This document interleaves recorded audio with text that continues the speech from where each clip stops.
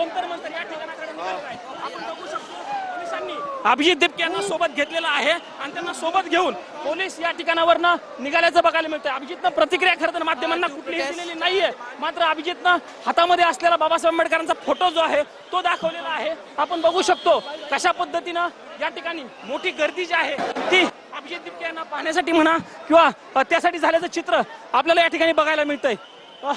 मोठ्या प्रमाणावरती पोलिसांचा बंदोबस्त आहे आणि इथूनच अभिजित दिपके जे आहेत ते बाहेर निघणार आहेत।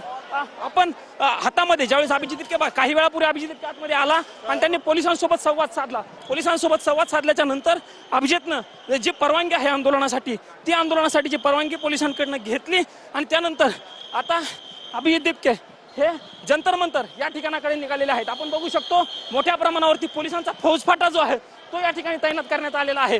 हातामध्ये बाबासाहेब आंबेडकरांचा फोटो आणि या सगळ्या गोष्टी घेऊन अभिजित दिपके जे आहेत त्यांची गाडी आपण निघते। आपण बघतोय की त्यांच्यासोबत त्यांच्या पक्षाचे काही कार्यकर्ते जे आहेत ते असल्याचं बघायला मिळतंय। एका गाडीमध्ये अभिजित दिपके आणि रांका त्यांचे स्पोक्स पर्सन होते ते दोघं या ठिकाणावरनं निघालेले आहेत।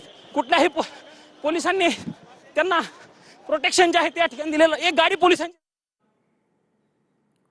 तर दिल्ली विमानतळावरून अभिजित दिपके सध्या निघालेले आहेत। आता थेट ते जंतर मंतर मध्ये जाणार आहेत। 8:45च्या सुमारास ते दिल्ली विमानतळावर दाखल झाले आणि आता 9:15 वाजता ते दिल्ली विमानतळावरून बाहेर पडतात। बाहेर पडताना त्यांनी बाबासाहेब आंबेडकर यांचा फोटो असलेलं पुस्तक दाखवलं। माध्यमांना कोणतीही प्रतिक्रिया त्यांनी दिलेली नाहीये आणि थेट ते आता जंतर मंतरसाठी रवाना झालेले आहेत।